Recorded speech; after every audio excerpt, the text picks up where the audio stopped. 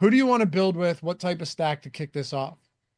All right, so let's start with a spot where we know players aren't going to rest. Denver Broncos with Bo Nix. This is just like number one spot where it's like, all right, we know the guys are playing.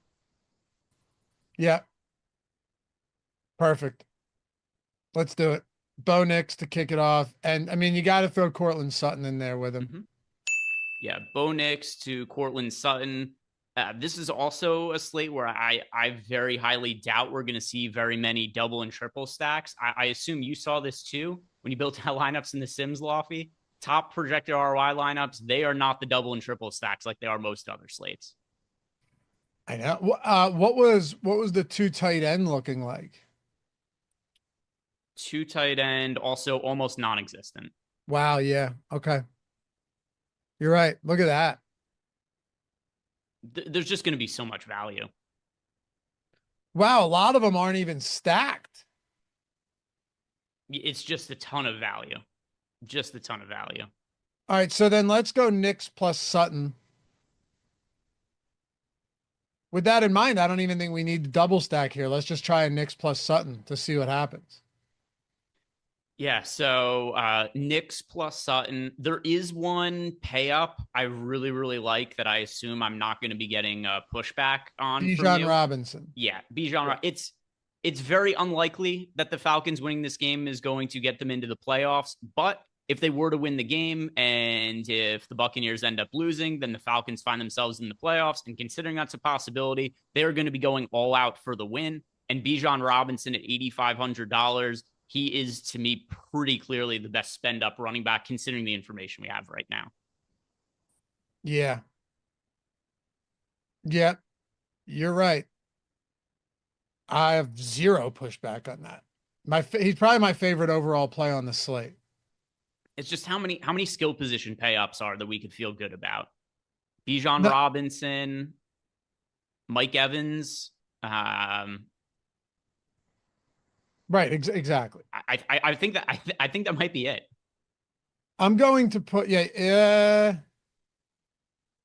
Well, Malik Neighbors, if they play everybody, I love Malik Neighbors.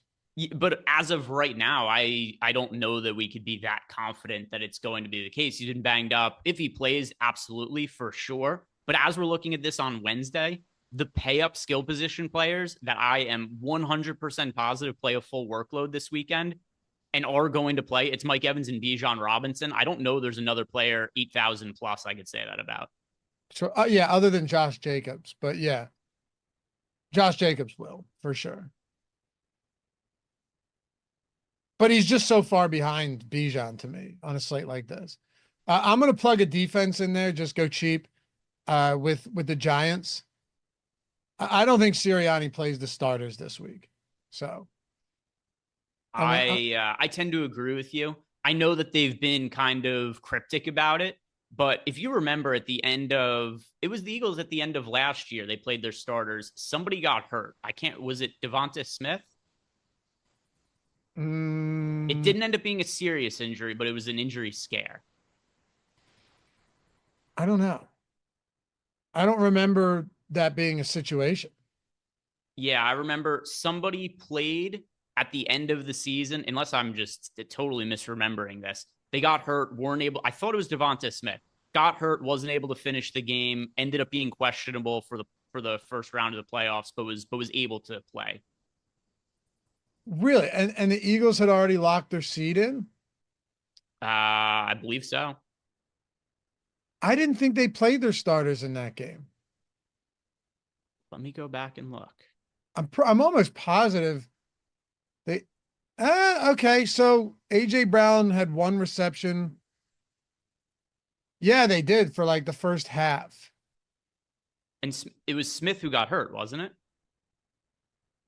Maybe. But I feel like that game actually had implications, but not like significant. They were down 24-0 at halftime. So I don't know what happened there. Either way, they've locked the 2 seed up. My read here is that if they were going to try and get Barkley the record, they had 12 minutes left in the game when he hit 2,000 yards last week. Why wouldn't they have just kept feeding him against it? Dallas gave up. Dallas fully gave up. Why wouldn't they just feed him for the rest of the game? Yeah, I'm trying to. I just vaguely remember that being a scenario last year. You could definitely be right. Give me,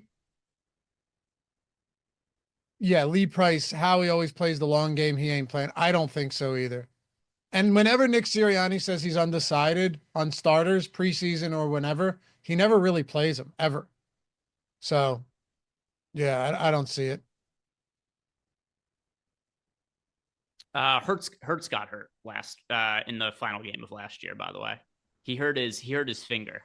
Okay. I do remember that actually. Yeah. And then they wholesale changed the guys out. Uh, Joe Knows Best said, so would it be better to hand build this week? Well, hand building with the single lineup sim is great, but your own inputs are going to be important. That's like, I'm still going to run the sims. I'm just going to massage them. That's all I'm saying. Like I'm going to massage some of the stuff in there, um, to the way that I think a lot of these games play out. Kind of have to. So put the Giants defense in. That gets us 5,300 remaining. I mean, I think we try and plug Mike Evans in and see what happens. Yep, let's go for it. It's going to be These tough. these are the guys who I think are going to kind of be somewhat unavoidable for us at this point in the week. And Yeah, these are also all players that Bo Nix, Bijan Robinson, Mike Evans, like I said, at the top when we started building this lineup. I'm trying to focus right now on the players that I do know I'm going to have interest in. And these are players that I'm for sure going to be liking on Sunday. definitely. Um, can we take a look at some of these cheap wide receivers to see if we can plug one in and free up some space here? Sure. Yeah, and cheaper wide receivers, assuming the Colts are going to be playing their normal guys here, They should. Michael Pittman, Josh Downs, they're both players who on the not like super cheap, but kind of on the lower end of the mid range that are going to stand out. I think this is a pretty good bounce back spot for Josh Downs. He was mega chalk last week. He was, if I think he was like Yeah. 48% owned or 46% owned in the Millie last week, and absolutely shit the bed. Michael Pittman had a big game.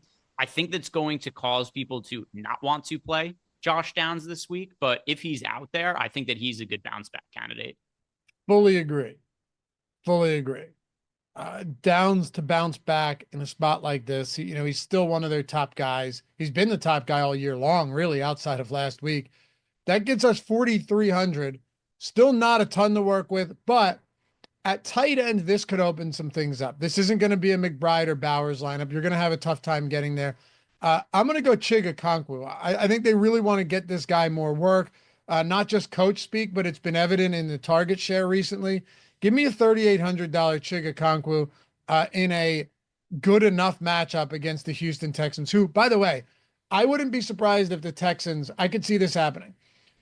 So D'Amico Ryans plays his starters in the first half and then backups in the second half if the starters play well enough in the first half. They're sleepwalking into the postseason. He's not happy with their performance. They got shit on Christmas Day on national television by the Ravens.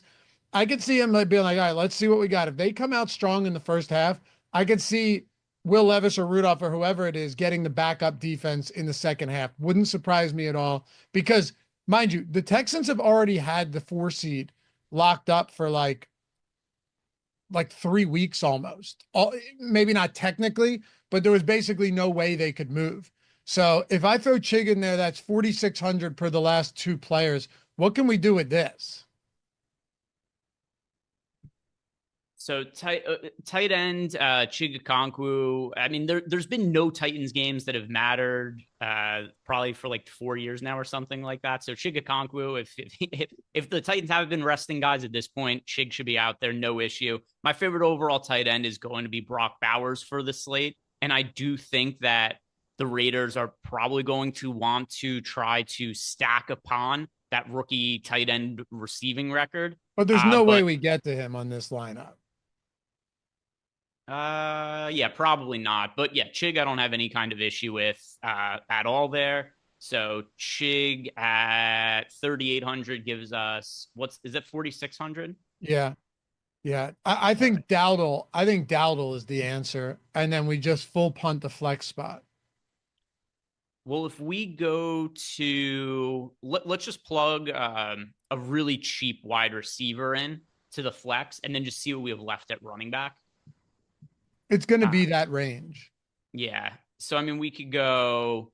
Here are the ones that showed up in the Sims, which I think is a pretty good baseline for who we would potentially want to plug in here. There's Curtis Samuel, who's Mhm. $3,100, and we also have Mecole Hardman at 3K. If we're assuming that the Chiefs are going to be sitting guys, which I'm kind of most inclined to answer Hardman just because it gives us a little bit of correlation with him being in a run back in the Broncos lineup. I'm fine with that. I hate the matchup, but I think it makes a lot of sense that Hardman could be out. Like, it'd be crazy to me if they decided to play Hopkins Yeah. or like Worthy or Kelsey. Or Hollywood Brown. Definitely Hollywood Brown. Good call. Yeah. Wait, how much is Juju? Projections can change, but Yeah. oh, he's 3,700. Juju, just to keep in mind, could be a very interesting one, I think, going into this week. Because I'm Yeah. not convinced they just sit all of the starters. It's probably their key guys. Actually, Hardman might be out this week. Yeah, Hardman's not going to play. So nix that. Let's take Hardman out of the equation. Oh yeah, that's definitely not happening. Again, forgive us for some of the you know, rough projections on Wednesday. We're Yeah. just trying to get something up, that's going to be uh so plug say, you know what? Think of it this way. Plug Curtis Samuel in here. He projects best right now. Just use him as a placeholder for whatever good value pops Makes up because sense. all we're trying to do is see what the builds look like. It doesn't even matter who it is down here. Fair enough. Fair enough. That's a good point. But yeah, I was just looking at our projections and Mecole Hardman looked good, and then I realized like, oh no, he's actually on the IR, and I think he might not even return this season. But either way, it's all stuff that's going to be updated. A little bit of odd look at first stuff, but good point. Yeah, let's just go Curtis Samuel as a placeholder. We know he's going to be playing, and then that gives us what's that salary left there at running back? 61. I think he is, and we could do that just because, but that projection's coming down throughout the week if Will Shipley's back. I just have zero doubt in my mind.